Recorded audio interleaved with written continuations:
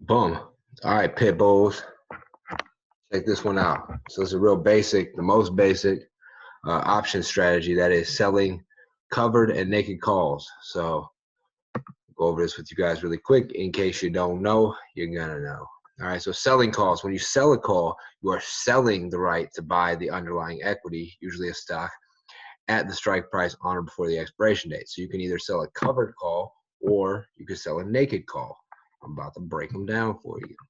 All right, so a covered call is a call option against a stock that you own 100 shares of. So I get a lot of people asking me, hey, I got 600 shares, I'm bag holding this ticker.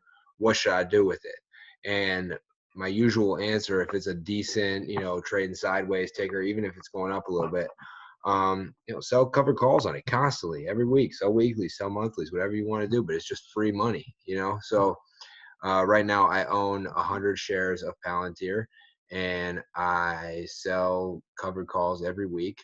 On Monday, I'll sell a covered call for Friday. It usually expires worthless, and it's all profit. So basically, you're selling a call contract on an underlying equity that you already own. It's less risk than a naked call because you already own the security. If the call is exercised, all you have to do is fulfill the contract by selling the shares that you already own at the strike price. And you collect the options premium until the call is exercised. So once it's exercised, you keep that premium and you also collect the strike times the 100 shares. You lose the shares. That's it. It's just like selling the shares. You're just forced to sell at whatever price you picked for the strike. So it's much better than putting in like a sell order.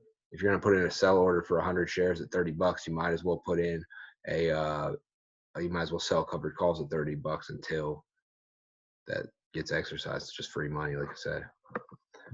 All right, so here's an example. So I own 100 shares of Palantir. It's currently $28. Now, I sell the option to buy these 100 shares at a strike price of $30. As long as Palantir stays below $30, I keep the options premium that I sold that contract for, and the contract expires worthless.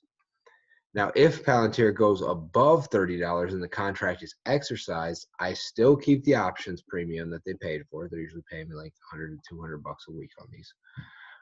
And I receive $3,000 for my 100 shares, regardless of their current worth. So the only place you can go wrong here is if they're worth $3,500. If the stock went to 35 bucks, then you lose 500 bucks essentially that you would have made, but it's not money that you did have. It's just stuff. It's like a woulda, coulda, shoulda. Still better than selling the shares. All right, so that's what I was just saying. The only risk in selling a covered call is the risk of missing out on the profits if the stock goes above the strike price. So if Palantir does go to 40 and I sold a covered call with a $30 strike, I still have to sell my 100 shares for $3,000, even though technically they're worth $4,000.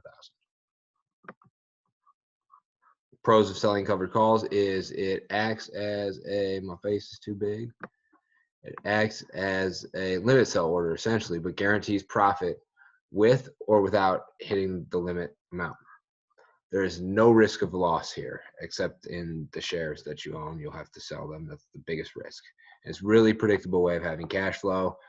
If you own 100 shares of a company that trades relatively sideways, and every single week you sell a call for $100 a week, at the end of the year you have profited $5,200 off of stock moving sideways or not moving at all just by holding it. So it's better than any dividend you can ever imagine, that's for sure.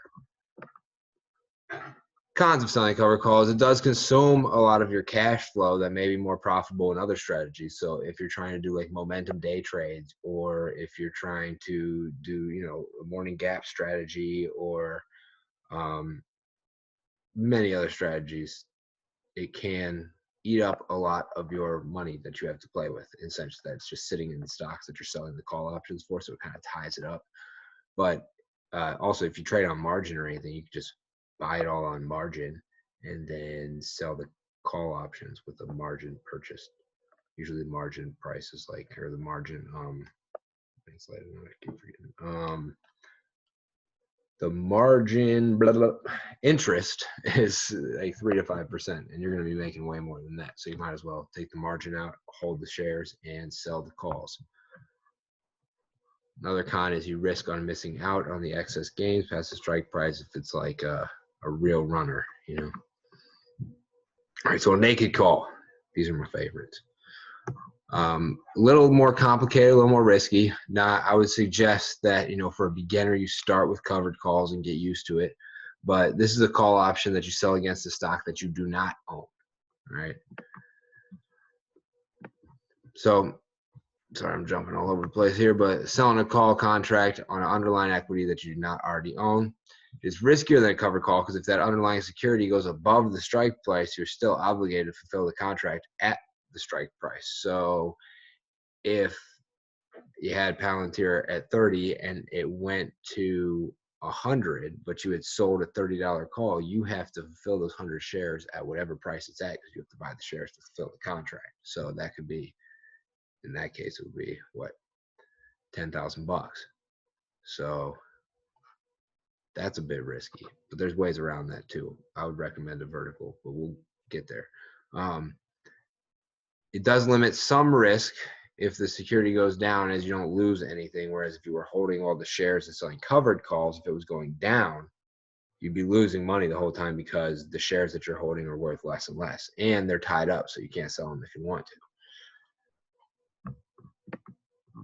Now, here's an example. So I do not own any shares of Tesla, but I sell the option to buy 100 shares of Tesla at the strike price of $900. Now, as long as Tesla stays below $900, I keep the options premium and the contract expires worthless. We're good to go. But if Tesla goes above $900 and the contract is exercised, I keep the options premium, but I am obligated to sell 100 shares that I don't own of Tesla at $900, no matter what price Tesla is at the time. So they're a lot riskier, because if the security goes above the strike price, you're on the hook for producing those 100 shares of the underlying security, no matter what price it currently is. If Tesla goes to $950 and I sold a naked call with a $900 strike, I have to buy 100 shares of Tesla for $95,000 and sell them for $90,000, essentially causing 5K loss. Pro is cash flow is not as tied up. It depends on how much collateral you need, because you do need collateral to make these trades, but cash flow is definitely not as tied up as with holding all of the shares. And it's all profit as long as the price stays below the call or the strike. The cons are, if the underlying security goes above the strike, you can be on the hook for a big expense, and this risk can be hedged by using vertical call spreads, which I'm going to go over in a next video probably very soon, because it's one of my favorite trading strategies. Definitely the safest for people trying to play it safe, slowly grow their account. Not even that slowly, honestly. You can grow it pretty quick with these strategies, but definitely the safest, very little risk. All right, so quick summary of selling calls. Real simple beginner option strategy that can guarantee profits and hedge risk.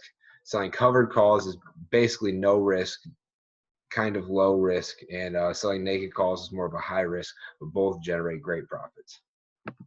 That's all I got. So I hope this helped y'all out. I will have more coming. I'm going to get into the vertical spreads. I'm going to get into call spreads, put spreads. Those are some of the most profitable, easy to execute, like next level strategies. Once you've bought and sold some calls,